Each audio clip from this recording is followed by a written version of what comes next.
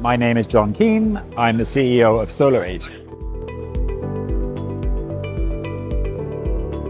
Well, SolarAid was established in 2006. We were set up to fight poverty and the climate crisis. And we were set up our vision is to create a world where everyone has access to clean, renewable energy. And if you look at where there is energy access across the world, the big challenge is across Sub-Saharan Africa. There's around 600 million people living without access to basic electricity. So that's no electricity in the home, in the rural clinics, in rural schools, that sort of thing. And so that really traps people in terms of, if you haven't got access to electricity, it's very hard to develop your economy and build quality of life. And so that's why we exist, to try and address that challenge. And well, how has it changed? Over the last 19 years, a lot has changed. First of all, more people now across Sub-Saharan Africa are accessing solar lights and products than ever before. So that's fantastic. Technology over the last 20 years, as you will know, is transformed. The price point of solar panels and solutions is plummeted.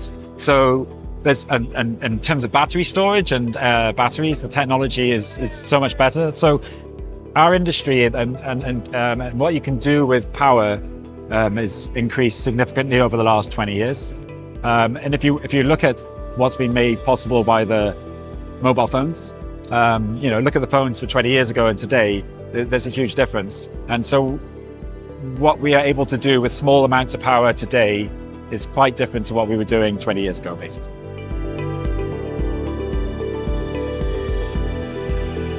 Sure. Okay, well, they've changed over the years. So if you asked me that 19 years ago when we were established, it was, okay, there are no affordable quality solar solutions really being designed for rural households in Sub-Saharan Africa. Okay, so what was being created was large solar systems that are extremely expensive and no one could really afford them.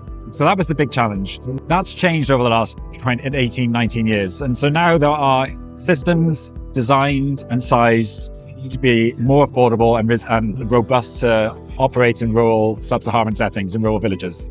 But the challenge is still that the poorest people are still struggling to even afford access to those. So that's kind of what SolarAid focuses on. How do we enable people to have access to basic electricity, even at that more affordable price point?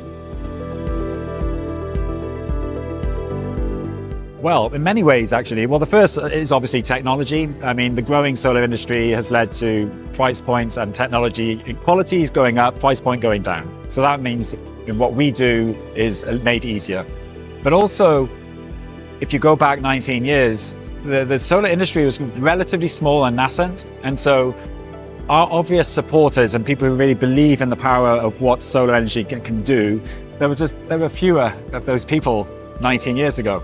Whereas today, as you can see around you, there's so many people who are just committed and knowledgeable about the power of solar and what it can do, and the power of storage and how that's important. So that is really means that we feel like there's a much greater community of people who understand the technology and what it can do. And so our job then is to communicate what that technology can do in very different settings across Sub-Saharan Africa.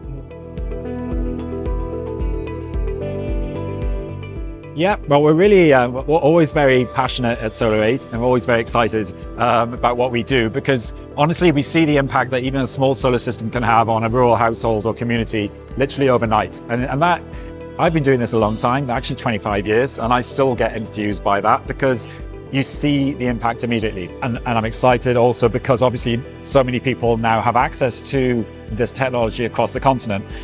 But the big challenge is that there's still a gap. The poorest people are still being left behind. The poorest people are still, living without access to basic electricity. So what we've been doing is innovating and trying to develop models that enable these poor households to actually gain access overnight.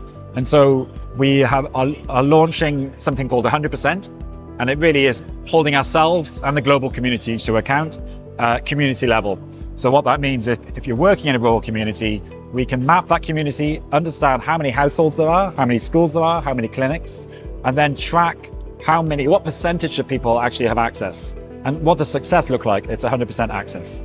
So this year we will have achieved a 100% access in Kasakula. Won't have heard of that, but that's a community in Malawi. Now, Malawi is one of the poorest countries in the world. One of the poorest countries in Sub-Saharan Africa. Kasakula is one of the poorest traditional authority areas in Malawi.